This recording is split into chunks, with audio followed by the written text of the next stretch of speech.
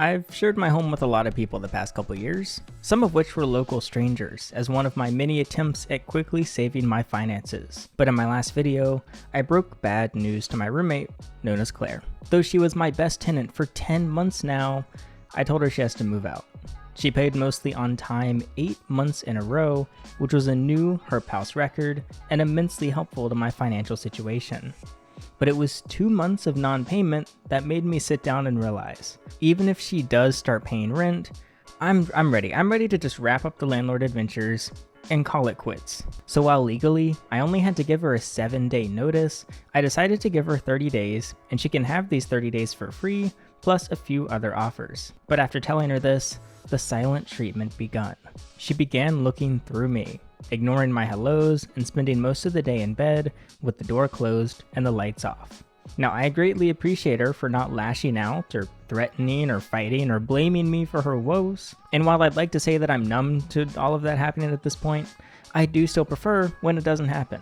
So I just rolled with it and left her alone. And sure, okay, it was awkward, but awkward won't kill anybody. I can survive. But it was unusual living with someone who would just completely shut down like this. It's almost as if she moved out mentally while still living here physically. My friend Ethan's been living here as well since May for his summer break, and while Claire has no reason to hold a grudge against him, he did get caught in the silent crossfire. Ethan moved in to help me with home renovations and car projects, and I'm paying him to be here, so his time is valuable not just to himself, but to me as well, to, ensure we're making the most of all of our resources. So to keep track of our progress, I log our days into a journal, and I would say my favorite log so far is, quote, Ethan reported, Claire is talking to him so much that it's impacting his productivity. Basically, she'd hang out with Ethan after he's given his tasks for the day, and she kept distracting him. So it was kind of a net gain for our house progress when she did shut down and just kind of disappeared into her room. That is, until Ethan and I did an IKEA run to furnish my living room for the first time ever. We got tables, we got lamps, we fixed the fireplace, and got a floating TV stand, where I installed a few game consoles and began eating in there a little bit more often. So Claire came in, and she just sat down on the couch, and she was like, wow, this is nice. And after a week of total silence, she just went back to hanging out with us again. Like, the switch flipped once again as if nothing had ever happened. Okay, all right. A week later, Claire had begun calling and texting us on a somewhat usual basis for help with a couple things here and there, which it was one of my offers to help her move out comfortably. But the only other time we'd ever talked on the phone were when I found her previous cat dying in the hallway, and when she was being stalked at a nightclub and needed help getting home safely. But her underserviced car with nearly 300,000 miles was a constant struggle to keep on the road, particularly because her tires kept going flat. Basically, the car's alignment was so bad that even new tires would rip to shreds in just a few thousand miles because they were basically grinding sideways on the road, often leaving her car stranded around different parts of town for days. And there she is over there. Right next to that lovely Honda. Yeah, I took a glance around at the cars around me, and I was like, yeah, they're not gonna care. So this wasn't your destination, you just... This was not.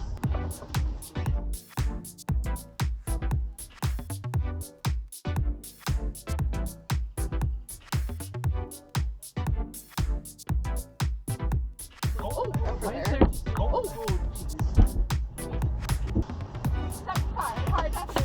Because she kept to herself so much, she used to literally get a flat tire, be stranded all night, get a ride back to the house, and then just not have a car for a week. She just didn't want to bother or inconvenience anyone and preferred figuring things out on her own, which, I will admit, was a pretty nice change for being constantly solicited for assistance by previous housemates.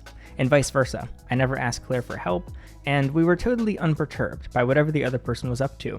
This was honestly the perfect formula for us. We've each lived with some pretty wacky people who did everything from whine and complain to threaten us or threaten themselves.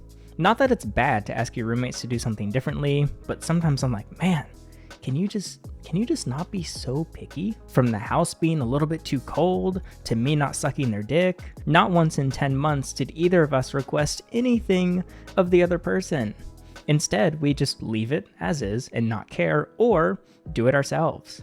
Like when Claire would forget to scoop her cat's litter box, I'd usually just do it and not say anything. Or when I'd forget my laundry in the washing machine, Claire would just put it in the dryer. Sometimes she'd even fold it for me after it's done drying. We had a positive feedback loop of just silently helping the other person around the house, and I honestly really appreciated the routine we naturally fell into. The most cliche roommate complaint I hear about more than anything else is always revolving around dirty dishes. But it became an unspoken rule in her house that 1, we can use each other's dishes, and 2, the dishes are done every night. It doesn't matter who used them, it doesn't matter who did them last time. The dishes are just always done at the end of every night. I think it also helped that we had such strong boundaries with each other. My favorite thing about Claire was how incredibly disinterested she was in my entire life. There was no BS small talk or asking what I'm up to or pretending to be curious like, oh, that's so interesting, tell me more about that. No. We went to bed in the same home for 300 nights, and yet she still never even learned how I make money. How blessed is that? And I didn't even put that much effort into hiding my job. Like, one of us could go unseen for 2 weeks, and we wouldn't question it. I'd just reappear at the house or vice versa, and she'd go, hi, and I'd go, hello. One could be at home for 2 weeks straight without leaving. Why? I don't know. Not my business. Not my problem. We'd each have random people over without notice and for undetermined lengths of time. Sometimes for a night, sometimes for a month. Who is this man? Where did he come from? Why is he in the house? I don't know. He's not my guest. He's not my problem. Therefore, I don't ask about it. I thought it was really funny when she called me to get rescued from the side of the road recently, and I picked her up in a new car. I had just gotten this car and she had never seen it before, but she got it and was just like, hey, thanks. And I was like, yeah, no problem. And then we drove home, which, like, I don't know. I was just so humored by her complete lack of acknowledgement. She wasn't like, oh, it's a different car. Oh, I have never seen it. Nope. Doesn't care. Thanks for picking me up. No problem. Boom, we're home. Beautiful. And once I actually extended a hand, she started grabbing it. And in the span of less than 2 weeks, we changed her tires 3 times. But new problems arose as Claire slipped farther and farther into unemployment. The thing is, her money dried up so badly that she could no longer afford to even buy a single-use tire, let alone food and gas. And the first time a tire went flat, she just borrowed some of my tools out of the garage and did it all herself. The second time, it was in a random parking lot after it ripped to shreds. We took it to a shop, got a used tire put on it, and took it back. But the third time, she got stuck on the side of the road again, and I asked if I should bring any tools, and she said no. She just wants to go home. I said okay, but it felt kind of weird reading that text, knowing she only has a home for potentially the next couple weeks. So on the 4th tire, I had since added Claire's number to my emergency contacts so that calls come through even if I'm on Do Not Disturb. So I was woken up to her calling and she asked to be picked up again. I asked her to give me a few minutes so I could put clothes on or whatever, and it took a little while for me to get out to her because she was across town, but I pulled up and Claire was kneeling in the grass of someone's front yard by her car. Huh, did she find a cool bug or something? She likes bugs. She likes showing us cool bugs. We pull up, we park in the guy's driveway, and oh, she's vomiting. Ethan and I awkwardly stood there, just standing away from her as she purged everything for a few minutes. I offer her a water, even though I don't actually have a water, and she says she's fine. She just needs a minute. Her car doesn't have air conditioning, and it was 4 p.m. on a 100+ degree day. She started experiencing heat stroke or something and couldn't stand up. Ethan removed her tire as she lied on the side of the road, just completely exhausted. We got her in the air-conditioned car, stopped by a gas station to grab some cold drinks, and went to the tire shop and got it replaced once again.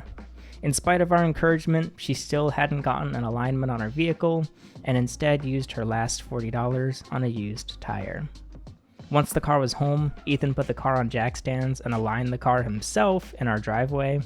Though it took the entire day, after a successful but terrifying test drive in her disintegrating car, the alignment was definitely not perfect, but greatly improved from how it was before. Claire dumped all the ice from the freezer into the bathtub to cool down with a cold drink, and after a few hours, I got a bit concerned that she just died in the bathtub or something, but the good news is she eventually left the bathroom and was still alive. How great is that? We had low standards, but we were happy to see that she was still alive.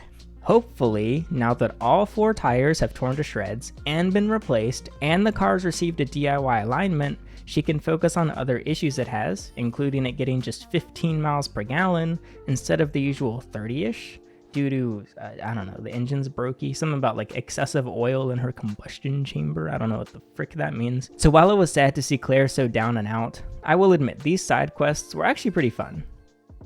Getting to zip around the city to locate and rescue some girl I found on Craigslist to live with me who isn't even paying rent is it's just such a silly little experience. I will definitely look back at this and be like, what the heck was going on? That was so goofy. What a wacky year that was. And her attitude was pretty great.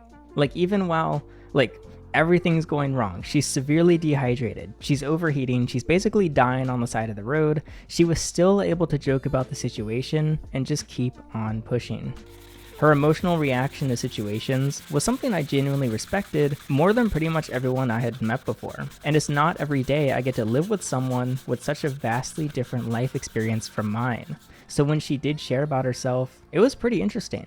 And this may sound crazy, but considering her upbringing and her past, I would argue she's doing pretty well right now. Her departure date is just a few days out. I do question if she'll try and squat to buy more time. After all, what does she have to lose? She already has 1 eviction on her record, so what's a second? And her routine the past couple weeks has been nearly identical day to day. She bed rots, she plays The Sims, she watches movies, and she invites guys over. For a little while, it was just the same one guy, but recently we had a second, and a third, and a 4th and a 5th guy show up, and they've just been cycling through the house at record her pal speed. I guess she wanted to make up for how unsocialized my home's been the past couple years. She's really breaking it in. And while she knows I won't continue her lease, even if she does get employed, we have still been getting updates from her, which are basically more the same. Oh, I have interviews coming up. Oh, I'm sending out applications. That's about it, honestly. She recently found someone online through a babysitting service who didn't actually want babysitting yet. They just had a newborn. And she is a qualified babysitter, but instead he was just paying her for random errands while him and his wife care for the newborn. Like $20 to pick up a prescription from Walgreens, or $30 to grab food for him and his wife. She's never even been inside their house. He just apparently, according to her, has a lot of money and just cash apps her a few bucks and texts her what to drop off. She's like a very infrequent assistant that shows up like 2 or 3 times a week.